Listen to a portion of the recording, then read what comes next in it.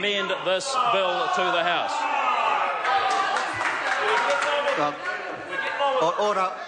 Order. I'm going to call the next member, Dr. Megan Woods. Thank you, Mr. Speaker. A split call, by the way. Sorry. Yes, it is, Mr. Speaker. Now, what it would be really good is when we're debating something as fundamental as introducing a new form of education in this country, is to hear some full calls from members opposite to actually tell us why it is that they think this will make a difference to the New Zealand education system, and not hear slogans, choice, opportunity and hope coming to a place near you. Well, no, it's not if charter schools are all they've got. This Act should not be called the Education Amendment Bill. It should be called the Education Demolition Bill, because this is what charter schools in this country are going to be about. I am very much, as a member of the Education and Science Select Committee, looking forward in having this piece of legislation come before us, and hopefully we will have adequate time to consider this. We do not, will not and never will agree to National's charter schools.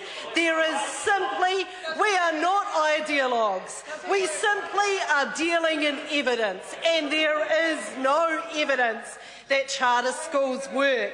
In fact, Mr. O'Connor, I refer you to a 2009 Centre for Research on Education's Outcomes research from Stanford University that shows that 37% of students in charter schools perform significantly worse than students in other schools. They simply don't work. All we have from the party opposite is a deal done over the teacups to get themselves back into power, and it's our children who are going to suffer. They're going to have unqualified teachers in their classrooms. The children of this country are going to be used like guinea pigs. And what we know from the international evidence is that they simply do not perform any better. What this is about is ideology from the other side. This is about making education for profit. I'd like to read from the general policy statement in the legislation that says the sponsor will sign a contract with the Crown that sets out the responsibility and obligations of both parties. Hard to imagine we're talking about schools, education and the future of our children when we have to read sentences like that.